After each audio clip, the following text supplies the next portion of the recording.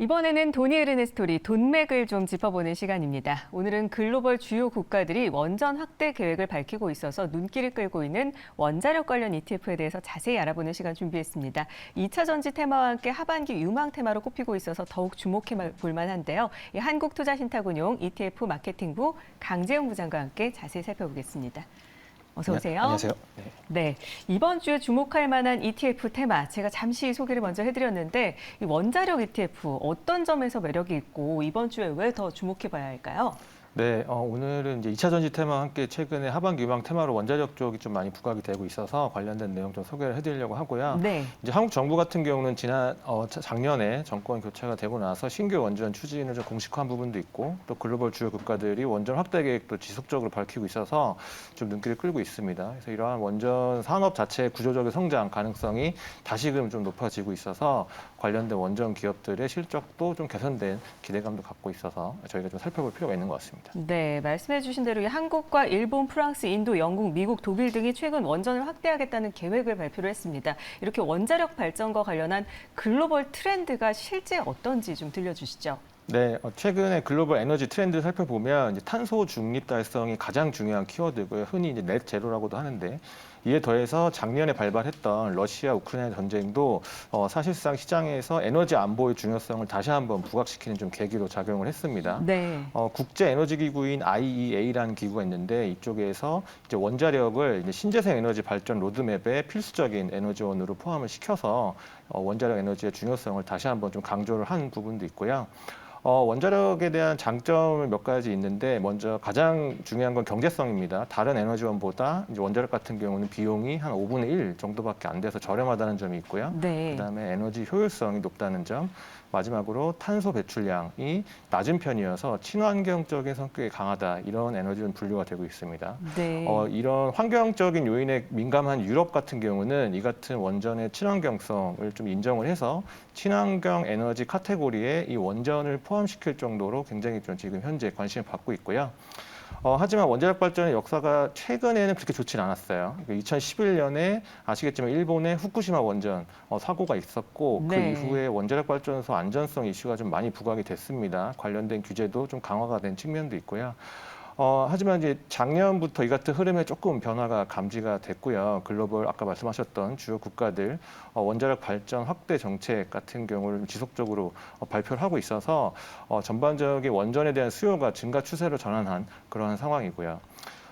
이 국제에너지기구 최근에도 발표한 내용인데 이제 글로벌 원전 인프라에 대한 투자 금액이 현재 한 400억 달러 수준에서 2030년에는 2배가 넘는 한 1,080억 달러까지 확대될 것으로 전망되면서 이 같은 투자 금액에 대한 어떤 증가도 현재 해당 테마에 기대감을 키우고 있습니다. 네, 원자력의 경제성, 에너지 효율성, 친환경성을 꼽아주셨는데 이 원자력 발전 재개를 위해 노력하는 글로벌 트렌드와 비교를 해볼 때 과연 한국 정부는 어디까지 왔다고 볼 수가 있을까요? 네, 이 같은 글로벌 트렌드에 좀 발을 맞추기 위해서 한국 정부 같은 경우도 2030년까지 원전 발전에 대한 비중을 30% 이상 확대할 것으로 밝혔고 또 네. 원전 10기 수출과 같은 국책 과제를 선정을 했습니다. 그래서 국내 원전 업체들 같은 경우도 이제 정부 정책 지원을 발판 삼아서 새로운 어떤 전환점으로 좀 도약을 하려는 그러한 모습을 좀 보이고 있고요.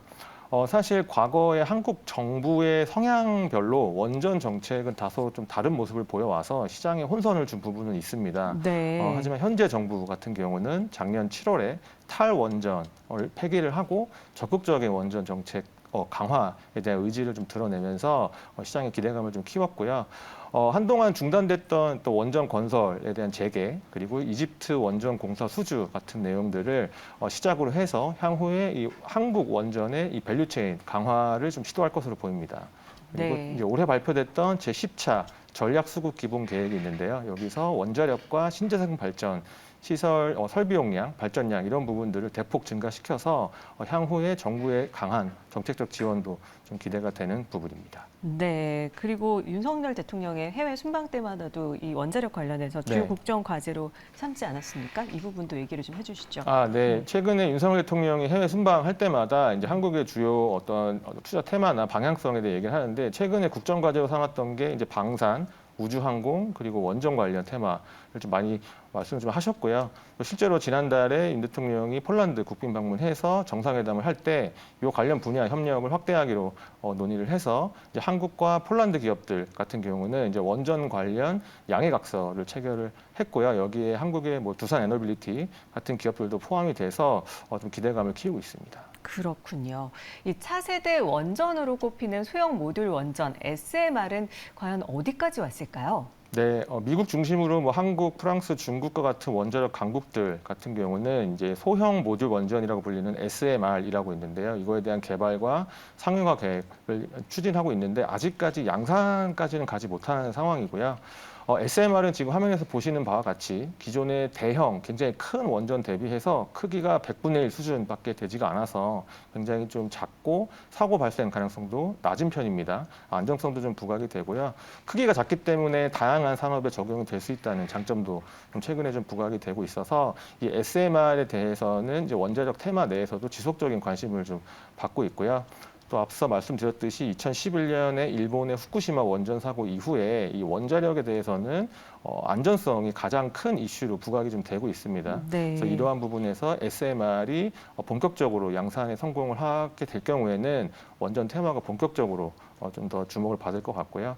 아직까지 기술적으로 실현된 부분은 적어서 SMR의 본격적인 상용화 시점은 현재부터 2030년 이전 사이에 이뤄질 것으로 보는데 만약에 이 SMR에 대한 뉴스가 다시 나올 경우에는 관련된 주가도 상승 탄력을 받을 수 있어서 관심을 두실 필요가 있습니다. 그렇군요. 네, 정말 유망한 산업으로 보이고 우리가 집중을 할 수밖에 없는데 이 원자력 테마에 투자하는 ETF가 어떤 것들이 있을까요? 네, 우리가 이제 원자력 테마라고 하는 큰 틀에서 이제 관련된 세부 테마를 보면은 세 가지로 나눌 수가 있는데요. 네. 하나는 이제 원자력 발전의 수주와 관리를 하는 기업들, 또 하나는 이제 원자력 발전의 어떤 전력 인프라, 전선이라든지 이런 전력을 배분하는 그런 기업들, 마지막은 이 원전은 우라늄이라는 물질이 필수인데 이 우라늄을 개발하고 공급하는 기업들로 이렇게 세 가지로 나눌 수가 있습니다. 네. 이 중에서 이제 우라늄을 개발하고 공급하는 기업들 같은 경우 현재 국내에는 없는 상황이고요. 해외에 주로 상장되어 있는 해외 기업이기 때문에 투자가 좀 어려운 부분이 있습니다. 네. 또 이들 기업은 이제 우라늄 가격과 주가 간의 상관관계가 높아서 좀 주가의 변동성은 높은 상황이고요. 화면에 보시는 바와 같이 국내 증시에 상장된 원자력 투자 테마 관련 ETF는 총 3개가 현재 운용 중이고요. 네. 국내 이제 해외까지 포함하면 글로벌 원자력 ETF까지 총 3개인데 선택적으로 이제 투자분들께서 보시고 투자하시면 되고 2차 전지와 마찬가지로 이제 개별 종목에 대한 어떤 선별에 대한 어려움이나 아니면 그 변동성이 좀 걱정이 되시는 분들은 ETF에 한번 투자하시면 이 테마의 분산 투자를 한 번에 하실 수 있기 때문에 좀 더 장기적으로 보시는 분들에게는 ETF 투자도 고려해 보실 필요가 있다고 생각합니다. 네, 원자력에 관련된 ETF 네, 자세히 좀 살펴봤는데요. 그렇다면 이 한 주 동안의 글로벌 ETF 업종별 수익률은 좀 어땠는지 성적표를 좀 들여다볼까요? 네, 지난주 뭐 미국 증시 같은 경우는 FOMC 7월 회의를 잘 소화를 했고요. 빅테크들의 호식적이 발표가 됐고 또 물가 지표도 하락을 했고 또 소비 관련 지표도 잘 나와서 전반적으로 미국 증시는 강세를 좀 보인 한 주였습니다. 시장에선 골디락스가 얘기가 나올 정도로 경기가 좀 좋은 모습을 좀 보여주고 있고요. 네. 그래서 경기에 민감한 업종 위주로 ETF들도 좀 상승을 했습니다. 업종별로 보면 통신 서비스, 에너지, 원자재, 경기 소비재 같은 업종들은 상승 마감을 했고요. 반대로 지난주 국채 금리가 좀 올라가면서 금리에 민감하거나 아니면 경기에 좀 방어적인 업종들은 좀 하락을 했는데 대표적으로 유틸리티, 리츠, 헬스케어 같은 업종들이 안 좋은 모습을 좀 보였고요. 테마형 ETF 같은 경우는 이제 중국 증시가 최근에 좀 좋은 모습을 보였습니다. 그래서 중국의 플랫폼이나 IT 기업들 아니면 구리를 채굴하는 기업들, 미국의 지역은행, 반도체, 전기차 위주로 강세를 보였습니다. 네, 그렇군요. 그렇다면 이번에는 이 글로벌 주식형 ETF 종목별 수익률 탑 5를 좀 살펴볼까요? 네, 아까 말씀드렸듯이 전반적으로 중국 주식 ETF가 상위권에 모두 랭크가 되었고요. 이 중국 주식 내에서도 업종별로 다양한 ETF들이 다 포진이 되어 있는데 이제 중국의 임의소비재 ETF가 11%의 가장 높은 주간 성과를 보였고 네. 뒤이어서 이제 신재생 기술 아니면 IT 기술주, 그다음에 금융주 ETF들이 9%대 주간 상승세를 보였습니다. 지난달 24일에 중국에서 중앙정치국회의라는 어떤 정치회의가 열렸는데 여기서 올 하반기에 중국의 경기 부양에 대한 정책적인 의지를 좀 많이 드러낸 부분이 시장에 좀 호재로 작용을 했고요. 세부 내용은 좀 다양한데 대표적으로는 이제 부동산 규제를 추가적으로 완화하는 부분들, 그리고 자본시장을 활성화하는 내용들, 마지막으로 내수 소비를 촉진시키는 것들이 골자였는데 이와 발맞춰서 해당 업종들의 ETF가 이번에 강세를 좀 보인 것으로 판단이 됩니다.